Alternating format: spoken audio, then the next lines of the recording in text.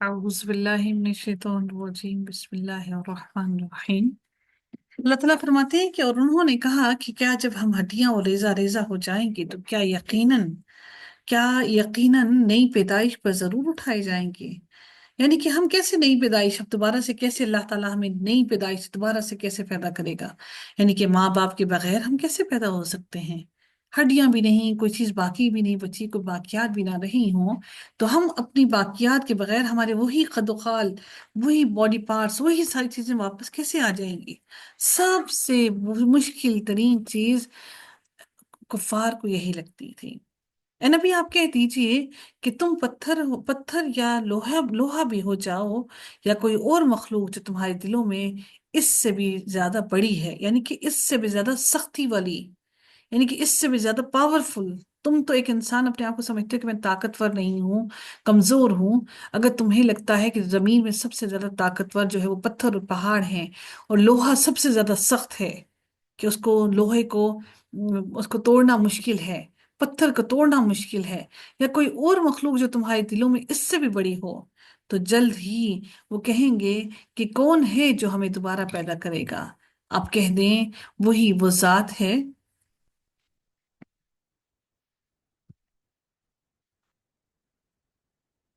آ، تو جلد ہی وہ کہیں گے کہ کون ہے جو ہمیں دوبارہ پیدا کرے گا؟ آپ کہہ دیں وہی وہ ذات ہے جس نے تمہیں پہلی بار پیدا کیا۔ تو جلد ہی وہ آپ کے سامنے تعجب سے سر ہلائیں گے اور کہیں گے کہ کب ہوگا کہ اللہ ہمیں دوبارہ پیدا کرے گا؟ اے نبی، آپ کہہ دیں کہ امید ہے کہ وہ قریب کا ہی وقت ہے، اور جس دن وہ تمہیں پکارے گا تو تم سب اس کی تعریف کے ساتھ لبیک کہو گے، حتیٰ کہ تم ابھی اللہ کو نہیں مانتے، لیکن اس وقت تم اس کی تعریف کے ساتھ لبیک کہو گے، اور تم سمجھو گے کہ تم بہت تھوڑی ہی دیر رہے اس دنیا کے اندر۔ اور میرے بندوں سے آپ کہہ دیں کہ وہ ایسی بات کہیں جو بہترین ہو، جو اچھی ہو۔ یقیناً شیطان ان کے درمیان جھگڑا ڈالتا ہے، یقیناً شیطان ہمیشہ سے ہی انسان کا کھلا دشمن ہے۔ تمہارا رب ہی تمہیں زیادہ جاننے والا ہے۔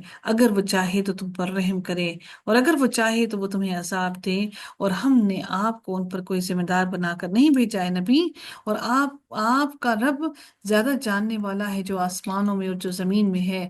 یقیناً ہم نے بعض انبیاء کو بعض پر فضیلت دی، جیسے اللہ نے اولو العزم انبیاء بنائے، اور ہم نے داؤد کو زبور عطا فرمائی۔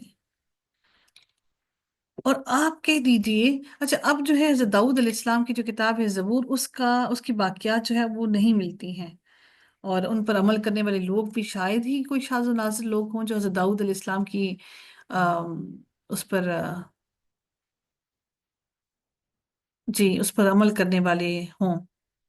آپ کہتے ہیں جنہیں تم اور ان کے کافی گیپ کے بعد اللہ تعالیٰ نے حضرت عیسیٰ اور حضرت موسیٰ اور حضرت عیسیٰ علیہ السلام کو بھیجا، اس لیے اللہ تعالیٰ نے یہاں پر خاص طور پر حضرت داؤد علیہ السلام کا ذکر کیا۔ آپ کہتے ہیں جنہیں تم اللہ تعالیٰ کے سوا کچھ سمجھتے ہو انہیں پکار دیکھو، چنانچہ نہ وہ تم سے تکلیف دور کرنے کا اختیار رکھتے ہیں اور نہ ہی بدلنے کا۔ ایک اور اہم بات یہاں پر یہ بھی ہے کہ حضرت داؤد علیہ السلام کو جو اللہ تعالیٰ نے زبور عطا کی تھی، وہ ان سے مکمل طور پر چھین لی گئی تھی، اس کا علم چھین لیا گیا تھا مکمل طور پر ان سے۔ یہی لوگ جنہیں وہ پکارتے ہیں وہ خود اپنے رب کی طرف وسیلہ قربت کا ذریعہ تلاش کرتے ہیں، وسیلے کے بغیر اللہ سے کچھ نہیں مانگتے کہ کون ان میں سے زیادہ قریب ہے، اور اس کی رحمت کی امید رکھتے ہیں، اور وہ اس کے عذاب سے ڈرتے ہیں۔ یقیناً آپ کے رب کا عذاب وہ ہے جس سے ہمیشہ سے ہی ڈرا جاتا ہے، اور کوئی بستی ایسی نہیں مگر ہم قیامت کے دن سے پہلے اسے ہلاک کرنے والے ہیں یا اسے سخت عذاب دینے والے ہیں، اور عذاب بھی ایسا ہے جو بہت سخت عذاب۔ یہ ہمیشہ سے کتاب اللہ میں لکھا ہوا ہے کہ اللہ تعالیٰ جب عذاب دے گا تو وہ کتنا سختی والا ہوگا، اور ہمیں نہیں روکا کہ ہم معجزات بھیجیں، مگر یہ کہ ان سے پہلے لوگوں نے بھی ان کو جھٹلا دیا تھا۔ ہمارے لیے مشکل قطعا نہیں کہ ہم تمہارے لیے معجزات کو نہ بھیجیں، ہم نے باقی نبیوں کی طرف بھی معجزات کو بھیجا لیکن انہوں نے نہیں مانا۔ ہم نے سمود کو اونٹنی کا واضح معجزہ دیا، چنانچہ انہوں نے اس پر ظلم کیا، اس کی پونچھیں کاٹ دیں، اس کو مار ڈالا۔ اور ہم خوف دلانے کے لیے ہی معجزات بھیجتے ہیں تاکہ یہ خوف زدہ ہو جائیں، ڈر جائیں کہ اب اللہ تعالیٰ کا عذاب ان پر مسلط کر دیا جائے گا۔ اور جب ہم نے آپ سے کہا کہ آپ کے رب نے بلا شبہ لوگوں کو گھیر رکھا ہے، اور ہم نے کوئی خواب جو آپ کو دکھایا اسے نہیں بنایا مگر لوگوں کے لیے آزمائش، اور قرآن میں لعنت زدہ درخت بھی ہم انہیں ڈراتے ہیں، اور یہ ڈرانا ان کو بہت بڑی سرکشی کے سوا زیادہ نہیں کرتا، کہ اللہ تعالیٰ جب ان کو ڈراتے ہیں تو یہ مزید سرکشی میں مزید بڑھ جاتے ہیں۔ اللہ تعالیٰ کا ڈرانا ان کو کوئی اثر نہیں کرتا، بلکہ یہ اس میں مزید بڑھ جاتے ہیں۔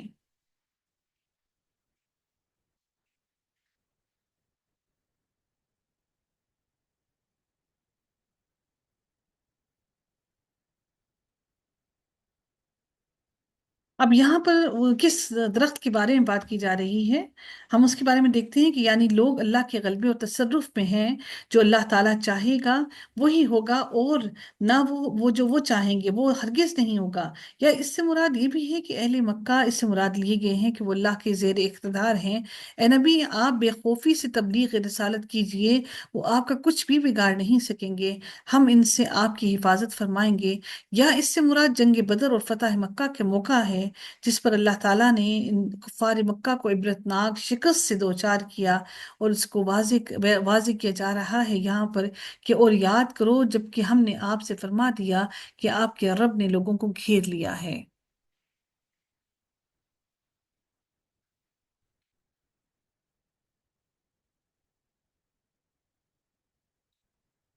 کہ آپ کے رب نے لوگوں کو گھیر لیا ہے یہاں پر، اور جب ہم نے آپ سے کہا کہ آپ کے رب نے بلا شبہ لوگوں کو گھیر رکھا ہے، اور ہم نے کوئی خواب جو آپ کو دکھایا اسے نہیں بنایا۔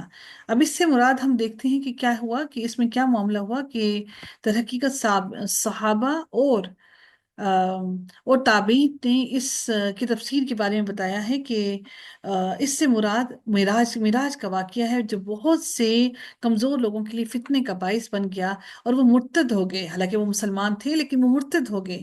اور اس درخت سے مراد زقوم کا درخت ہے، جو توہر کا درخت ہے، جس کا مشاہدہ نبی اکرم صلی اللہ علیہ وآلہ وسلم نے شب معراج جہنم میں کیا۔ اور الملعونہ سے مراد کھانے والوں پر یعنی جہنمیوں پر لعنت ہے، جیسے دوسرے مقام پر اللہ تعالیٰ نے فرمایا کہ زقوم کا درخت گناہگاروں کا کھانا ہوگا۔ تو یہاں پر ملعونہ جو ہے، یہ وہ لعنت زدہ وہ لوگ ہیں، اور یہ جو درخت ہے زقوم کا درخت، یہ ان لعنت زدہ لوگوں کو دیا جائے گا کھانے کے لیے۔ اور پھر اللہ تعالیٰ فرماتے ہیں کہ ہم انہیں ڈرا رہے ہیں، کہ ہم انہیں ڈرا رہے ہیں، لیکن یہ انہیں اور سرکشی میں بڑھا رہا ہے۔ یعنی کافروں کے دلوں میں جو خباثت موجود ہے، اس نشانیوں کی وجہ سے یعنی کہ یہ نشانیاں دیکھ کر وہ ایمان لانے کے بجائے وہ سرکشی میں مزید آگے بڑھ رہے ہیں۔ اللہ تعالیٰ مزید فرماتے ہیں کہ اور جب ہم نے فرشتوں سے کہا کہ آدم کو سجدہ کرو تو سوائے ابلیس کے سب نے سجدہ کیا۔ اس نے کہا کہ میں اس کو سجدہ کروں جسے تو نے مٹی سے پیدا کیا؟ اس نے کہا کیا تو نے دیکھا کہ یہ شخص جس کو تو نے مجھ پر فضیلت دی ہے، یقیناً اگر تو مجھے قیامت کے دن تک مہلت دے گا تو بہت تھوڑے لوگوں کے سوا اس کی پوری نسل کو ہر صورت میں جڑ سے اکھاڑ پھینکوں گا۔ اللہ تعالیٰ نے فرمایا جا، پھر ان میں سے جو تیری پیروی کرے گا تم سب کا پورا پورا بدلہ یقیناً جہنم ہے، اور بہکا دے ان میں سے جن کو چاہتا ہے، اپنی پوری آواز سے ان کو بہکا دے، اور ان کو بہکا سکے جتنا تو بہکا سکتا ہے۔ اور یہ شیطان کی آواز کیا ہے؟ یہ جو میوزک ہم سنتے ہیں، یہ جو شاعری ہم پڑھتے ہیں، اور ان چیزوں میں ہم مگن ہو جاتے ہیں، تو یہ شیطان کی آوازیں ہیں جو ہمیں مگن کر لیتی ہیں اس دنیا کی طرف، ان گناہوں کی طرف۔ ان پر اپنے سوار اور پیادے چڑھا لا، اللہ اکبر۔ میرے رب نے کہا کہ جا اور ان پر تو اپنے سوار اور پیادے چڑھا لا۔ ان لشکروں سے مراد انسانوں اور جنوں کے وہ سوار اور پیادے لشکر ہیں جو شیطان کے چیلے اور اس کے پیروکار ہیں، اور شیطان ہی کی طرح انسانوں کو گمراہ کرتے ہیں۔ یا اس سے مراد ہر ممکن ذرائع جو شیطان گمراہ کرنے کے لیے انسان کے لیے استعمال کرتے ہیں۔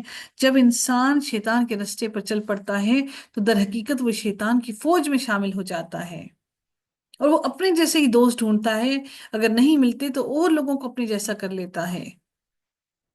اور ان کی اولاد میں ان کے ساتھ شریک ہو جا، یعنی کہ ان کی اولاد میں بھی ان کے ساتھ شریک ہو جا، ان کی اولاد میں بھی ان کو کوئی برکتیں نہ دینا، ان کی اولاد کو بھی صالح نہ ہونے دینا، ان کی اولاد کو بھی اپنے رستے پر چلا لینا، اور ان سے وعدے کر، اور شیطان انہیں دھوکے کے سوا کوئی وعدہ نہیں دیتا۔ تو یاد رکھیے کہ اگر ہمارا عمل بہتر ہوگا، ہم اللہ کی طرف جھکیں گے، تو اللہ تعالیٰ ہمیں اپنی اولادوں میں برکتیں انشاءاللہ ضرور عطا کرے گا۔ لیکن ہم جب شیطان کے رستوں پر چلیں گے تو اللہ تعالیٰ ہماری اولاد سے بھی برکتیں لے لے گا۔ میرے بندوں پر بلا شبہ تجھے کوئی غلبہ نہیں، اور آپ کا رب ہی کارساز کافی ہے۔ جو میرے اللہ تعالیٰ فرماتے ہیں میرے بندے ہیں، اس پر شیطان کوئی غلبہ نہیں حاصل کر سکتا۔ تمہارا رب وہ ہے جو تمہارے لیے سمندر میں کشتی چلاتا ہے تاکہ تم اس کے فضل میں سے تلاش کرو، یقیناً وہ ہمیشہ سے تم پر رحم کرنے والا ہے۔ اور جب سمندر میں تمہیں کوئی مصیبت پہنچتی ہے تو اللہ تعالیٰ کے سوا تم جنہیں بھی پکارتے ہو وہ سب کے سب گم ہو جاتے ہیں۔ پھر جب وہ تمہیں خشکی کی طرف نجات دیتا ہے تو تم منہ موڑ جاتے ہو، اور انسان ہمیشہ سے ہی ناشکرا ہے۔ تو کیا تم اس سے بے خوف ہو گئے ہو کہ وہ تمہیں خشکی کی جانب دھنسا دے، یا تم پر پتھر برسانے والی آندھی بھیج دے؟ پھر تم اپنے لیے کوئی کارساز نہ پاؤ گے۔ یا تم بے خوف ہو گئے ہو کہ اللہ تعالیٰ تمہیں دوسری بار اس میں لے جائے، پھر تم پر توڑ دینے والی آندھی بھیج دے، جو ہر طرف سے درختوں کو توڑ دے، تمہارے گھروں کو توڑ دے، تمہاری فصلوں کو نیست و نابود کر دے، ایسی آندھی بھیجے، پھر وہ تمہیں غرق کر دے، اور اس کی وجہ سے جو تم نے کفر کیا، پھر تم اپنے لیے اس پر ہمارے خلاف پیچھا کرنے والے نہ پاؤ گے۔ اور بلا شبہ ہم نے یقیناً اولاد آدم کو عزت دی ہے، اللہ نے اولاد آدم کو عزت دی، اور ہم نے انہیں خشکی اور سمندر میں سوار کیا، اور ہم نے انہیں پاکیزہ چیزوں میں سے رزق دیا، صاف ستھری چیزوں میں سے، اور ہم نے جن کو پیدا کیا ان میں سے بہت سوں پر انہیں فضیلت بھی دی۔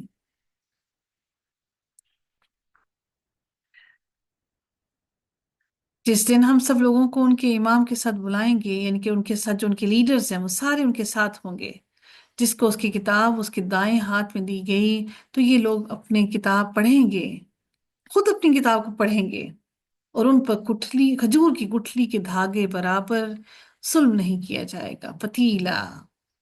اور جو اس دنیا میں اندھا ہے وہی آخرت میں بھی اندھا ہوگا، اور وہ راستے سے بہت زیادہ بھٹکا ہوا ہوگا، اور بلا شبہ قریب تھا وہ آپ کو ضرور بہکا دے۔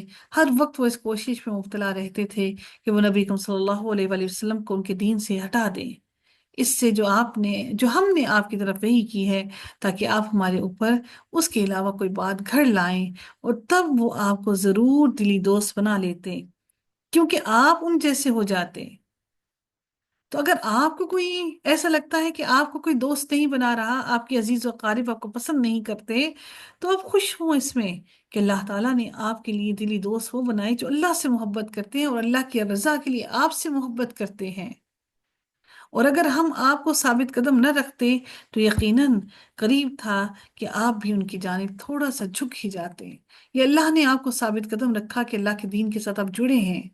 اللہ نے مجھے اور آپ کو بھی ثابت قدم رکھا کہ ہم آج پھر سے اس قرآن کی کلاس میں جڑے ہیں، تب ہم آپ کو زندگی اور موت کے دگنے عذاب کا مزہ چکھاتے، دنیا میں بھی عذاب چکھاتے، ذلیل اور رسوا کر دیتے، اور آخرت میں بھی عذاب کا مزہ الگ سے چکھاتے، اور آخرت کا عذاب تو دائمی ہے، پھر آپ ہمارے خلاف اپنا کوئی مددگار نہ پاتے۔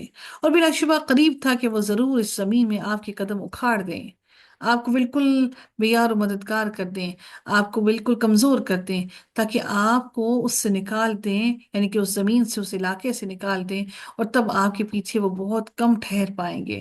اگر وہ آپ کو مارنا چاہتے ہیں، اگر وہ سمجھتے ہیں کہ آپ کو مار کر یا قتل کر کے وہ اس زمین میں اپنا اثر و رسوخ قائم کر سکتے ہیں، اگر وہ آپ کو حالانکہ اللہ نے آپ کی حفاظت کا ذمہ لیا ہے، اگر وہ سمجھتے ہیں کہ ان کی ساری چالیں کامیاب ہو جائیں گی، اور وہ اس چیز پر قدرت رکھتے ہیں کہ وہ آپ کو قتل کر سکیں گے، تو اگر وہ یہ سمجھتے ہیں کہ وہ زمین پر رہ سکیں گے، تو وہ کم ہی وقت یہاں اس زمین میں ٹھہر پاتے۔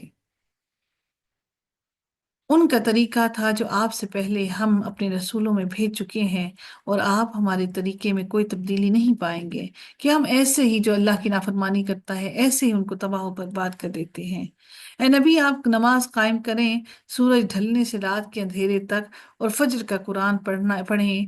یقیناً فجر کا قرآن پڑھنا ہمیشہ سے حاضری کا وقت ہے، اللہ تعالیٰ کے سامنے حاضری کا وقت ہے، اور رات کے کچھ حصے میں پھر اس کے ساتھ بیدار رہیں، جاگیں۔ یہ آپ کے لیے زائد عبادت ہے۔ باقی جو چار دن جو باقی نمازیں ہیں وہ دوسری، اور یہ جو نفل نماز ہے، نافلہ جو کہا گیا، یہ زائد عبادت ہے، نفلی عبادت ہے۔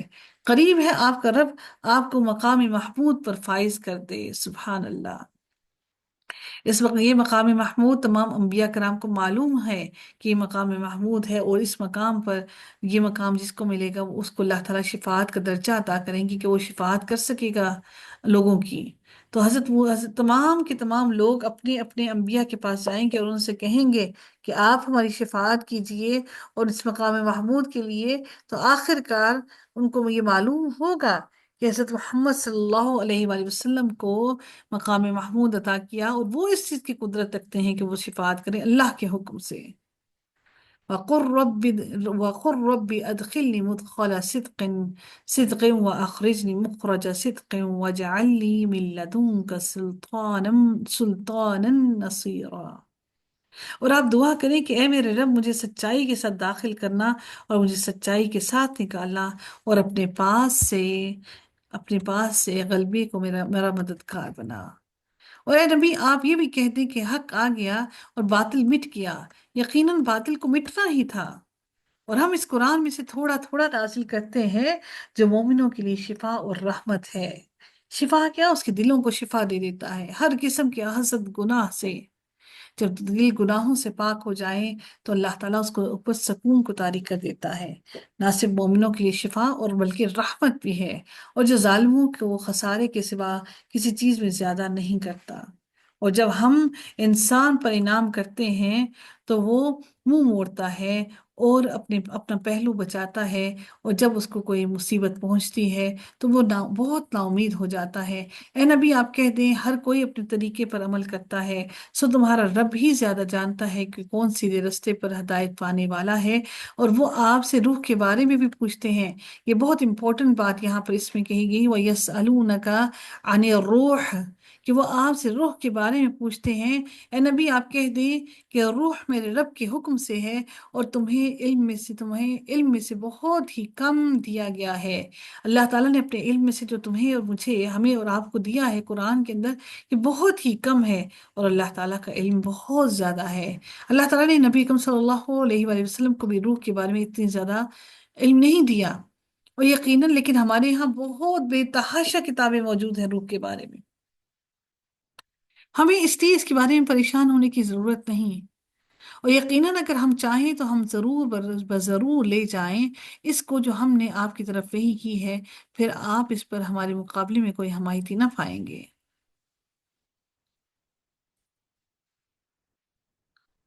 مگر یہ صرف آپ کے رب کی طرف سے رحمت ہے، یقیناً آپ پر اس کا فضل ہمیشہ سے بہت بڑا ہے۔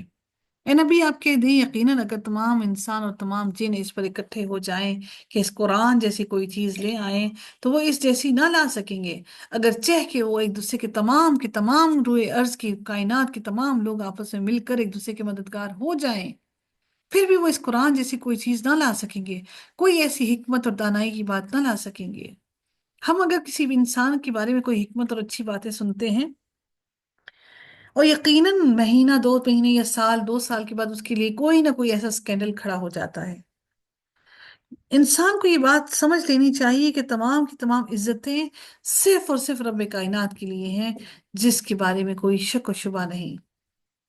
اور بلا شبہ ہم نے اس قرآن میں یقیناً ہر قسم کی مثالیں طرح طرح سے بیان کی، کھول کھول کر، مگر اکثر لوگوں کو یہ کفر کے علاوہ کسی چیز میں زیادہ نہیں کرتا، اور کفر کرنے والے اس کا ہمیشہ سے انکار ہی کرتے ہیں۔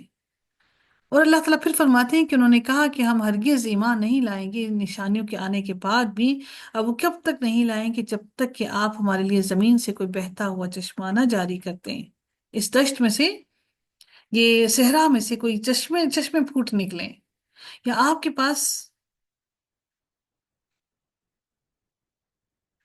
آپ کے پاس کھجوروں اور انگوروں کا ایک باغ ہو، یعنی کہ فوراً ہی وہ کھجوریں نکل آئیں اور باغ ہو، بھرے ہوئے ہوں، لدے ہوئے ہوں اپنی خوشیوں سے، چنانچہ آپ اس کے درمیان میں نہریں جاری کر دیں، خوب ایسی نہریں جو پانی سے لبریز ہوں، یا جیسے آپ نے دعویٰ کیا ہے کہ ہم پر آسمان کو ٹکڑے ٹکڑے کر کے گرا دیں، یا اللہ تعالیٰ اور فرشتوں کو آپ ہمارے سامنے پیش کریں، انہیں لے آئیں ہمارے سامنے، ان میں سے کوئی ایک کام بھی آپ کریں تو ہم تب آپ پر ایمان لے آئیں گے۔ یا آپ کا کوئی سونے کا گھر ہو، ہم نے تو آپ میں کوئی خاصیت نہیں دیکھی کہ ہم آپ پر ایمان لے آئیں، یا آپ آسمان میں چڑھ جائیں اور آپ کے چڑھنے کو ہم نہ مانیں گے، یہاں تک کہ آپ ہم پر ایسی کتاب اتار دیں جسے ہم پڑھیں، آپ کہہ دیں کہ پاک ہے میرا رب، میں ایک انسان کے سوا کچھ نہیں جو رسول ہے، میں اس کے علاوہ کچھ نہیں ہوں۔ اور جب لوگوں کے پاس ہدایت آ گئی تو انہیں کس چیز نے روکا؟ کس چیز نے نہیں روکا کہ وہ ایمان لائیں؟ کس چیز نے انہیں روکا ہے کہ وہ ایمان لے آئیں؟ اس کے سوا کہ انہوں نے کہا کہ کیا اللہ تعالیٰ نے ایک انسان کو رسول بنا کر بھیجا ہے؟ وہ تو چاہتے تھے کہ فرشتے لے کر آتے یہ اللہ کی وحی کو، تو وہ اسی بغض کے اندر، اسی حسد کے اندر نبی اکرم صلی اللہ علیہ وآلہ وسلم پر ایمان نہیں لائے، حالانکہ اس سے پہلے تو کبھی بھی فرشتے اللہ تعالیٰ کے نبی بن کر نہیں آئے۔ آپ کہہ دیں کہ اگر زمین میں فرشتے اطمینان سے چل رہے ہوتے، یعنی کہ اللہ تعالیٰ اس زمین پر انسانوں کی بجائے فرشتوں کو آباد کرتا، تو اللہ تعالیٰ فرماتے کہ تو ضرور ہم آسمان سے ان پر کسی فرشتے کو ہی رسول بنا کر بھیجتے، چونکہ اللہ تعالیٰ نے انسانوں کو اس زمین میں بسایا ہے تو اسی جیسی ہی مخلوق آئے گی نا۔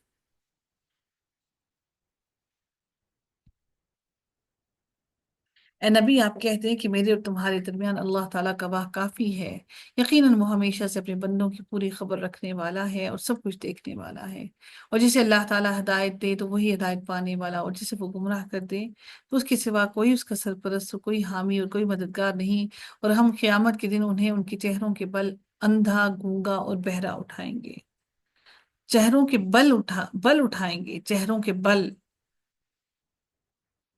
ان کے سارے کے سارے یہ جو اعضاء ہیں جس چہرے کی، جو حسن ہے ان کے چہرے کا، وہ کوئی بھی کارآمد نہ ہوگا، ان کا ٹھکانہ جہنم ہے، جب کبھی وہ بجھنے لگے گی تو ان کے بھڑکنے کو ہم اور زیادہ کر دیں گے۔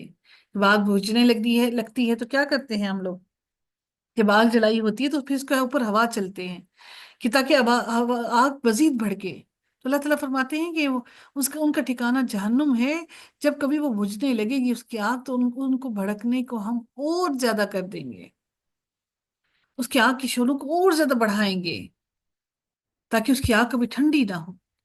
یہ ان کا بدلہ ہے کیونکہ انہوں نے یقیناً ہماری آیات کا انکار کیا، اور انہوں نے کہا کہ کیا جب ہم ہڈیاں اور ریزہ ریزہ ہو جائیں گے، کیا واقعتاً ہم ضرور نئی پیدائش سے اٹھائے جانے والے ہیں؟ اسی سورہ کے اندر یہ اب پھر اللہ تعالیٰ نے وہی بات کہی جو پہلے بھی ہم نے پڑھی، کہ ان کا بار بار انکار ہر بات کے بعد یہی ہوتا۔ اور کیا ان لوگوں نے نہیں دیکھا کہ یقیناً جس اللہ تعالیٰ نے آسمانوں اور زمین کو پیدا کیا ہے وہ اس پر قادر ہے کہ ان جیسوں کو پیدا کرے، اور اس نے ان کے لیے ایک مقرر وقت کو مقرر کیا ہے جس میں کوئی شک نہیں، پھر بھی ظالموں نے سوائے کفر کے ہر بات کا انکار کیا۔ اے نبی، آپ کہتے ہیں اگر تم میرے رب کی رحمت کے خزانوں کے مالک ہوتے تب خرچ ہو جانے کے ڈر سے تم انہیں ضرور روکے رکھتے، تم ہرگز پھر اس میں سے کچھ بھی خرچ نہ کرتے، اور تم بخیلی کرتے، اور اللہ تعالیٰ فرماتے ہیں کہ انسان تو ہے ہی بہت بڑا بخیل، جہاں خرچ کرنا ہوتا ہے وہاں خرچ ہی نہیں کرتا۔ اور بلا شبہ یقیناً ہم نے موسیٰ کو 9 واضح معجزات دیے، چنانچہ آپ بنی اسرائیل سے پوچھ لیں، جب موسیٰ ان کے پاس آیا تو فرعون نے اس سے پوچھا، اے موسیٰ، یقیناً میں تجھے واقعی سحر زدہ سمجھتا ہوں کہ تجھ پر جادو کیا ہوا ہے۔ موسیٰ نے کہا، ان کو نازل نہیں فرمایا مگر آسمان اور زمین کے پروردگار ہی نے بصیرت کا سامان، یعنی کہ دیکھنے کا اور عقل اور شعور کا استعمال کرنے کا سامان اور بنایا ہے۔ اور اے فرعون، واقعتاً میں سمجھتا ہوں کہ تو یقیناً ہلاک کیا ہوا ہے۔ پھر فرعون نے ارادہ کیا کہ انہیں زمین سے اکھاڑ پھینکے، تو ہم نے اس کو اور جو اس کے ساتھ تھے سب کو غرق کر دیا۔ وہ تو غرق موسیٰ اور اس کی آل کو، ان کے ساتھ جو لوگ موجود تھے ان کو غرق کرنا چاہتا تھا، لیکن اللہ تعالیٰ نے فرعون کو ہی اپنی تدبیر سے غرق کر دیا، نہ صرف اس کو بلکہ اس کے ساتھ جتنے بھی لوگ تھے ان سب کو ہلاک کر دیا۔ اور اس کے بعد ہم نے بنی اسرائیل سے کہا کہ تم اس زمین میں رہو، پھر جب آخرت کا وعدہ آ جائے گا تو ہم تم سب کو اکٹھا کر کے لائیں گے، اور ہم نے قرآن کو حق کے ساتھ نازل کیا، اور حق کے ساتھ ہی وہ نازل ہوا ہے یہ قرآن۔ اللہ تعالیٰ نے یہ قرآن کو حق کے ساتھ نازل کیا ہے، یہ سچ ہے، اس میں کوئی ایک بات بھی جھوٹ نہیں ہے۔ اور قرآن مجید جدا جدا کر کے نازل کیا، یعنی کہ اللہ تعالیٰ نے تھوڑا تھوڑا کر کے نازل کیا، جدا جدا۔ ہر آیت کا احکام اللہ نے ایسا نہیں کیا کہ اکٹھا ہی ایک ساتھ مرج کر دیا۔ ہم نے اس قرآن مجید کو جدا جدا کر کے نازل کیا تاکہ آپ لوگوں کے سامنے سے ٹھہر ٹھہر کر پڑھیں، تاکہ وہ اس کے احکامات کو سمجھ سکیں۔ اور ہم نے اسے نازل کیا بتدریج، یعنی کہ ایک تسلسل کے ساتھ نازل کیا۔ اے نبی آپ کہہ دیں کہ تم اس پر ایمان لاؤ یا نہ لاؤ، یقیناً اس سے پہلے جن لوگوں کو علم دیا گیا، جب ان پر یہ پڑھا جاتا ہے تو وہ تھوڑیوں کے بل سجدے کرتے ہوئے گر جاتے ہیں، جن کے دلوں میں اللہ کی خشیت ہے۔ یہ کم ہی وہ لوگ تھے جو اسلام لے آئے یہودیوں میں سے، تو اللہ تعالیٰ یہ ان کے بارے میں ذکر کرتے ہوئے فرماتے ہیں کہ وہ ٹھوریوں کے بل گرتے ہوئے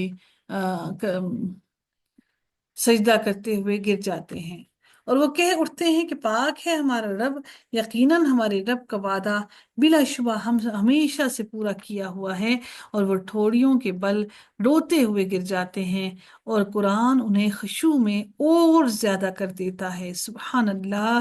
اللہ سے دعا ہے کہ اللہ تعالیٰ ہمیں بھی ہمارے بھی قرآن کو پڑھنا ہمارے خشوع میں زیادہ کر دے، ہمارے دلوں میں تقوی نصیب کر دے، ہمارے عمل کو اس قرآن کے مطابق ڈھال دے۔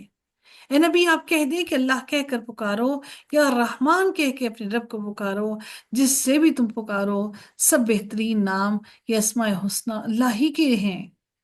اور آپ اپنی نماز میں آواز نہ بلند کریں، اور نہ ہی اسے آہستہ رکھیں، نہ بہت اونچا پڑھیں نہ بہت ہلکا، بہت آہستہ رکھیں، بلکہ ان دونوں کے درمیان کا راستہ تلاش کریں۔ اور آپ کہہ دیں کہ تمام تعریف اس اللہ تعالیٰ کی ہے، جس نے نہ اولاد بنائی اور نہ بادشاہت میں اس کا کوئی شریک ہے، اور نہ کمزوری کی وجہ سے اس کا کوئی مددگار ہے۔ اور آپ اس کی بڑائی بیان کریں، اور خوب بڑائی اپنے نبی کی بیان کریں، اپنے رب کی بیان کریں۔ سورہ کہف کا آغاز ہوتا ہے الحمدللہ، جس کی 110 آیات ہیں، اور قرآن کے اندر 18واں نمبر ہے، اور نزول کے اعتبار سے 69 نمبر ہے، 12 رکوع ہیں اس کی۔ اور سورہ کہف بھی مکی سورہ ہے۔ اس کو ہم پڑھنے کی کوشش کرتے ہیں، سمجھنے کی کوشش کرتے ہیں۔ اللہ تعالیٰ ہمارے ذہنوں کی گروں کو کھول دے، ہمارے دلوں کو صاف کر دے، تاکہ اس کے اندر اللہ تعالیٰ کی حکمت کی باتیں اتر سکیں اور سمجھ سکیں ہم۔ بسم اللہ الرحمن الرحیم۔ الحمد للہ الذی انزل علی عبدہ الکتاب ولم یجعل لہ عوجا۔ سورہ کہف کے پڑھنے کی بے تحاشا فضیلتیں ہیں، بے تحاشا۔ سب سے جو اس کی ایک فضیلت کیا ہے کہ جو انسان سورہ کہف کو جمعے کے روز اس کی تلاوت کرتا ہے تو اللہ تعالیٰ اس کو ایک جمعے سے لے کر دوسرے جمعے تک اس کے لیے ایک نور مقرر کر دیتا ہے۔ اور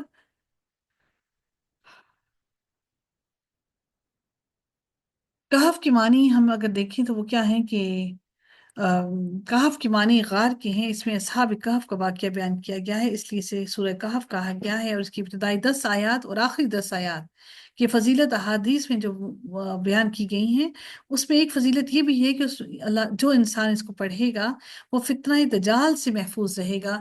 اب یاد رکھیے کہ جو ہمارے ہاتھوں میں موبائل ہے یہ بھی فتنہ ہے، اور جو اس کی تلاوت جمعے کے دن کرے گا تو آئندہ جمعے تک اس کے لیے خاص قسم کے نور اور روشنی کو اس کے لیے مقرر کر دیا جائے گا۔ اس کے پڑھنے سے گھر میں سکینت، سکون اور برکت نازل ہوتی ہے۔ ایک مرتبہ ایک صحابی نے سورہ کہف پڑھی، گھر میں ایک جانور بھی تھا تو وہ بدکنا شروع ہو گیا۔ انہوں نے غور سے دیکھا کہ یہ کیا بات ہے، تو انہیں ایک بادل نظر آیا جس نے انہیں ڈھانپ رکھا تھا۔ صحابی نے اس واقعے کا ذکر نبی کریم صلی اللہ علیہ وآلہ وسلم سے کیا تو آپ صلی اللہ علیہ وآلہ وسلم نے فرمایا کہ اسے پڑھا کرو، قرآن پڑھتے وقت سکینت نازل ہوتی ہے، کہ قرآن پڑھتے وقت سکینت، سکون نازل ہوتا ہے۔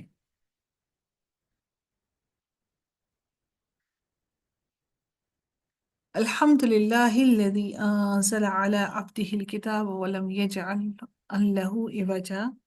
تمام تعریفیں اس رب کے لیے ہیں جس نے اپنے بندے پر کتاب کو نازل کیا اور اس میں کوئی کجی نہیں رکھی، اس میں کوئی ٹیڑھا پن نہیں رکھا، ساری باتیں، ساری آیتیں واضح اور کھلی ہیں، ساری دلیلیں کھلی ہیں، بالکل سیدھی ہے، تاکہ وہ اس کی جانب سے ایک سخت عذاب سے خبردار کر دے تم سب کو، اور مومنوں کو خوشخبری دے دے۔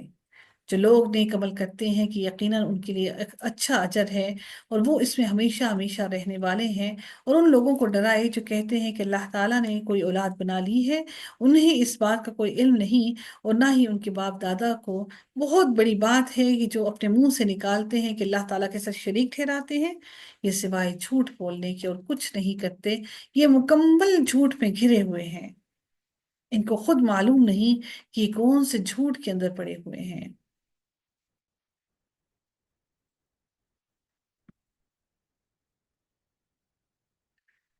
اللہ تعالیٰ پھر ارشاد فرماتے ہیں کہ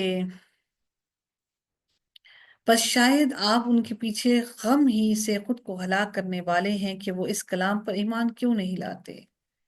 نبی کریم صلی اللہ علیہ وسلم کی دلی خواہش تھی کہ سب کے سب مسلمان ہو جائیں۔